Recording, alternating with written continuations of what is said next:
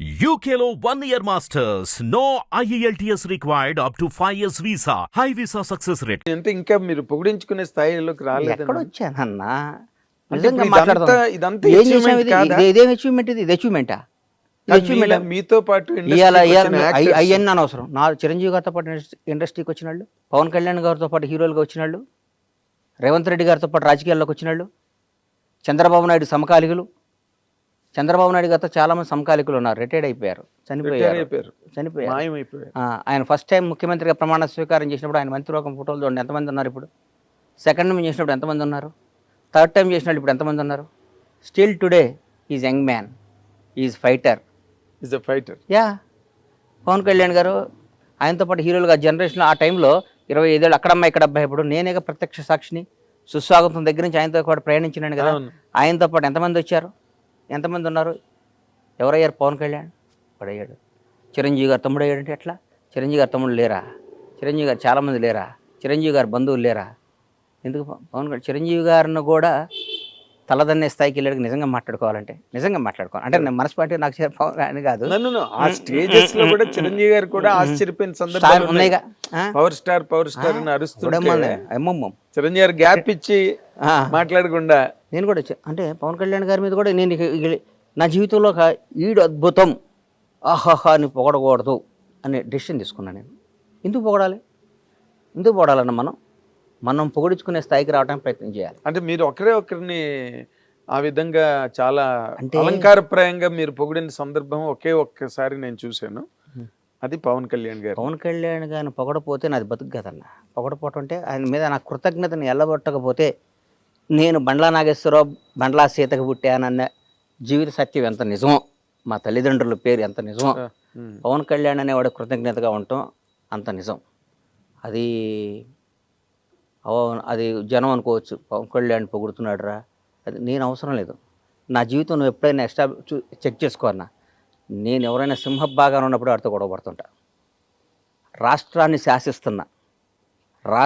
శాసిస్తున్నారు, కనుసైగితో శాసిస్తున్న TRS ప్రభుత్వం మీద ఎదిరినాడు నేను. అవును, భయం పొగడలేదు ఎప్పుడు. నెవర్ నా ప్రాణం పోవటానికై నేను సిద్ధపడతా. నేను పొగను. నేను కాంగ్రెస్ దాదాపు మీరు 2004 2003 బొత్సన్న 2004 అప్పుడు అంతకుముందు నేను 2000 నుంచి నేను వాళ్ళతో సన్నిహితంగా ఉన్నా. 2000 నుంచి నన్ను చూశారు మీరు. అవును. నేను ఏ రోజైనా పార్టీ మారానా? ఏం లేదు. 2009లో చిరంజీవి గారు పార్టీ పెట్టినప్పుడు కూడా చిరంజీవి గారు అంటే ఇష్టం, నేను పార్టీ మారానా? మారలేదు. ప్రజారాజ్యంలోకి వచ్చానా? డిస్కషన్ కూడా జరిగింది. నేనేమన్నా నేను రానన్నా, నేను కాంగ్రెస్లోనే ఉంటానని చెప్పాను. నాకు ఇష్టం కాంగ్రెస్ అంటే. ఈ రోజు కూడా చెప్తున్నా, పవన్ కళ్యాణ్ అని ఆయన పార్టీ పెట్టి వాస్తవం చెప్తున్నా, పవన్ కళ్యాణ్ గారు నాకు ఇక అంతకంటే అల్టిమేట్ ఎవరు లేడు. ఆయన జనసేన పార్టీ పెట్టినప్పుడు నాకేమాత్రం మనస్సాక్షికి నేను క్వశ్చన్ చేసుకుంటే నేను ఎవరి దగ్గర పనిచేయాలన్నా, ఎవరితో తిరగాలి? నిజం చెప్పు. పవన్ కళ్యాణ్ గారితో కదా. అన్డౌటెడ్ కదా, దాంట్లో డౌట్ ఇంకేమైనా ఉందా? డౌట్ తేడా ఉందా? ఇంకేం లేదు. నేను ఎందుకు వెళ్ళలేదంటే నా మనస్సాక్షిని, నా ఇష్టాన్ని, నా ప్రేమని, కాంగ్రెస్ పార్టీ మీద నా అభిమానం డామినేట్ చేసి ఆయన బాగుండాలి, ఆయన అక్కడ కింగ్ అవ్వాలి, కానీ నేను కాంగ్రెస్ పార్టీలో ఉండాలి. దానికి తెలుసు. దానివల్ల నేను అక్కడ పోతే నన్ను అందల మీద పెట్టేవాడు ఆయన. 100% అందలం మీద పెట్టేవాడు.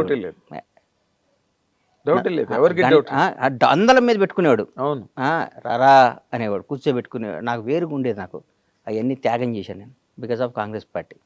అట్లాగే చంద్రబాబు నాయుడు గారు అరెస్ట్ చేశారు. తెలుగు జాతి మొత్తం ఉలిక్కి పడిపోయింది పాపం. ఆయనతో లబ్ధి పొందారు జనం అందరూ. చంద్రబాబు గారు పాపం ఆయన 14 ఏళ్ళు ముఖ్యమంత్రిగా ఉన్నప్పుడు ఆయన్ని పొగిడారు, అది చేశారు, ఇది చేశారు. అసలు ఆయన అద్భుతం అన్నారు, ఇదన్నారు. ఆయన జైల్లో చేస్తే వాళ్ళందరూ నమ్మే భగవంతుడి మీద, వాళ్ళకి జన్మనిచ్చిన తల్లిదండ్రుల సాక్షిగా, వాళ్ళ బిడ్డల సాక్షి చెప్పమను, ఎంతమంది బయటకు వచ్చి ఆయనకు మద్దతుగా నిలిచారు? ఎవరు లేరు. ఒక్కళ్ళు చెప్పండి. ఏదో మొసలి కన్నీళ్ళు, లేకపోతే దొంగతనంగా, అది కూడా నోరు తెరిచి ధైర్యంగా ఎవరు మాట్లాడారు? పవన్ కళ్యాణ్.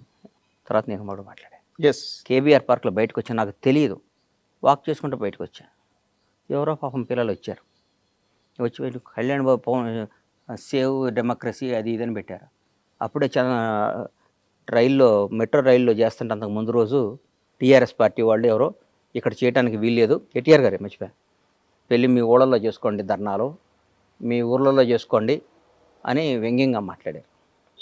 చంద్రబాబు నాయుడు గారిని అరెస్ట్ చేసి నా కడుపు రగిలిపోయింది. అంటే అధికారం ఇంత ఇట్లా మాట్లాడిస్తుందా? అధికారం ప్రజాస్వామ్యం ఈ పెద్ద పెద్ద రాజ్యాలే సామ్రాజ్యాలే వెళ్ళిపోయినరా? ఏంది ఇది? జనం ఓటేస్తే గెలిచిన ఇళ్ళు, జనం గెలిపించిన ఇళ్ళు మేమే రాజులో ఉన్న ఫీలింగ్ ఇస్తారని బయటకు వచ్చి మన ఊళ్ళలో వెళ్ళి చేయండి, ధర్నాలో పనిచేయండి. బాధ్యత నేను చెప్తున్నా, చంద్రబాబు నాయుడు అని ఆయన మళ్ళీ ముఖ్యమంత్రి అవుతాడు, దేశాన్ని శాసిస్తాడు, రాష్ట్రాన్ని వెళ్తాడని చెప్పా. మీరు అది రికార్డ్ చేసుకొని దాన్ని వేసుకొని ఇంటర్వ్యూలో మీరు వేసుకోండి. కేబీఆర్ పార్క్ దగ్గర బయటకు వస్తాడు, చంద్రబాబు నాయుడు బయటకు వస్తాడు, ఈ రాష్ట్రాన్ని వెళ్తాడు, దేశాన్ని శాసిస్తాడని చెప్పాను నా నోటితో. 2 అయ్యేసరి గుర్తుపెట్టుకొని జరుగుతున్నాయి. అది క్యారెక్టర్. తర్వాత నేను చంద్రబాబు గారిని నేను కలవలా. కలవలేదు. నాకేం పని అన్న? సందర్భం వచ్చినా కూడా నేను కలవను. నాకేం పని? ఒకడు అధికారంలో ఉన్నప్పుడు వెళ్ళి ప్యాంపరింగ్ చేయకూడదన్నా. కష్టాలు ఉన్నప్పుడు తోడుగా నిలబడాలి. మొన్న ఒక మధ్య ఒక ఆయన షాద్నగర్లో మా థియేటర్ కాడ ఇక్కడ కూర్చున్నా. అన్న టీఆర్ఎస్ వాళ్ళని బాగా తిట్టన్నా అన్నాడు. నేను తిట్టను అన్నా. ఎందుకు తిట్టాలను? దానివల్ల నాకు బెనిఫిట్ ఏంటి? ఎందుకు తిట్టాలి? నా మనసుకు నచ్చాలి కదా. ఒకటి గుర్తుపెట్టుకోరా సీను, మనిషి కష్టాల్లో ఉన్నప్పుడు, డిప్లో ఉన్నప్పుడు వాడిని పొడవకూడదు. వీలైతే వాడు చెయ్యి, నచ్చిపోయాడు వాడు జోలికి వెళ్ళమాక. వాడు ఓడిపోయినాడిని, కష్టాల్లో ఉన్న వాళ్ళని నువ్వు ఎదవ్వి, నువ్వు దొంగవి, నువ్వు అది ఇది, వాడు పవర్ లేనప్పుడు పావులు తీసేసిన కూరలు తీసేసిన పావుని ఏ అంటే ఎట్లా? నల్లమ్మల అడవిలో ఒక కింకోపురం తీసుకొచ్చి దన్నాను. అమ్మో, నల్లమ్మల అడవిలో ఒక కింకోపురం తీసుకొచ్చి అప్పుడప్పుడే పట్టుకొని పావుని తీసుకొచ్చి అను వేస్తే నువ్వు నల్లగా అయిపోయి 2 నిమిషాలు చచ్చిపోతావు. అక్కడి నుంచి పాయిజన్ చింపి చచ్చిపోతాను. ఇప్పుడు అధికారంలో ఉన్నప్పుడు, పవర్ ఉన్నప్పుడు నీకు దమ్ముంటే ఎదురు తిరుగు. జగన్ గారు మీరు చేసిన తప్పు, చాలా తప్పని ఎదురు తిరిగా నేను. అవును. కేసీఆర్ గారు రేపు రేవంత్ రెడ్డి గారి నాయకత్వంలో మా ప్రభుత్వం వస్తుంది, మేము అధికారంలోకి వస్తాం, కాంగ్రెస్ పార్టీ వస్తుంది అని చెప్పా. వస్తే ఎదురు తిరిగి నేను ఇప్పుడు నిబద్ధత గల్లాడిని. నాకు నచ్చిందే చేస్తాను. నేను నిబద్ధత గల్లాడిని. నాకు నిబద్ధత ఉందన్న. అంతే. నాకు నిబద్ధత లేకుండా ఇవాళ నాగేంద్ర కుమార్ గారు పవర్లో ఉన్నాడు కాబట్టి నిన్నటి వరకు వాడు ఆ రోజు ఎదవండి. నేను చాలా చెప్పాను బాగుపడమని. ఏకచక్రాధిపత్యంతో చేశాడండి, ఒక సైకోలా ప్రవర్తించాడండి, ఒక అదే అండి ఇదే. మరి నిన్నటిదాకా ఏమైంది? అది నిన్నటిదాకా ఆయనతోనే తిరిగి కదా, నువ్వు నిన్నటిదాకా ఆయన్నే పొగిడేవు కదా, నిన్నటిదాకా ఆయన అన్నా నువ్వు తిరుగులేని శక్తి వర్ణ అన్నావు కదా. నిన్న అన్న అయ్యాడు, ఈడు సైకో అయ్యాడా? ఏనా? నిన్న కేసీఆర్ అనేవాడు దేవుడు అయ్యాడు, కేటీఆర్ అద్భుతం, రామన్న అయ్యాడు, సారో అయ్యాడు, ఇవాళ విలన్స్ అయ్యారా? 1 డేలో 24 గంటల్లో మారిపోద్దా? నీ క్యారెక్టర్ మారిపోద్దా? ఇదంతా దేనికోసం? నీ బతుకు కోసం, నీ డబ్బు కోసం, నీ జీవిత అస్తిత్వం కోసం. ఎన్ని రోజులు బతుతావు అన్నా నువ్వు? అద్భుతంగా ఎక్సర్సైజ్ చేసి యోగాలు చేస్తే 90 బతుతావు అంతే. ఒక 60 ఏళ్ళకి చచ్చిపోతే నీకు నష్టమేనా వచ్చిందా? నందమూరి తారక రామారావు గారిని మర్చిపోయారు. ఇలా రామారావు గారి కంటే గ్రేట్ పర్సన్ ఉన్నాడు ఎన్టీఆర్ కంటే. ఎవరు ఉంటారు? ఎన్టీఆర్ గారిని ఇప్పుడు వర్ధంతి రోజు, జయంతి రోజు దండేస్తున్నాం. రోజు మాట్లాడుకుంటున్నావా? ఏమి లేదు. ఇందిరాగాంధీ గారిని మాట్లాడుకుంటున్నావా? జవహర్లాల్, దేశానికి స్వాతంత్రం తీసుకొచ్చిన జవహర్లాల్ నెహ్రూ, మహాత్మా గాంధీ గారిని మాట్లాడుకుంటున్నావా? అంబేద్కర్ గారి గురించి రోజు మాట్లాడుకుంటున్నావా? ఏం లేదు. ఏప్రిల్ 14 అంబేద్కర్ గారి జయంతి అంటున్నాం. నేను అవసరం వచ్చినప్పుడు అంబేద్కర్ గారి పేరు వాడుకుంటున్నాం, ఆయన గౌరవించుకుంటున్నాం. జీవితంలో మనం బతికినంత కాలం, మనం ఉన్నంత కాలం మనకు నచ్చినట్టు మనం బతకాలనేది పాలసీ నాది. ఇప్పుడు మీరు చెప్పే పాలసీ పర్ఫెక్ట్.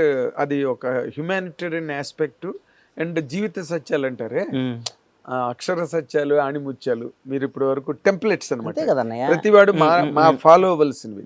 కానీ ఇప్పుడు మీరు హిట్ టీవీ యాప్ ని డౌన్లోడ్ చేసుకోండి. ఇందులో short news, live news, entertainment movies అన్ని అవైలబుల్ గా ఉన్నాయి. Please download hit TV app.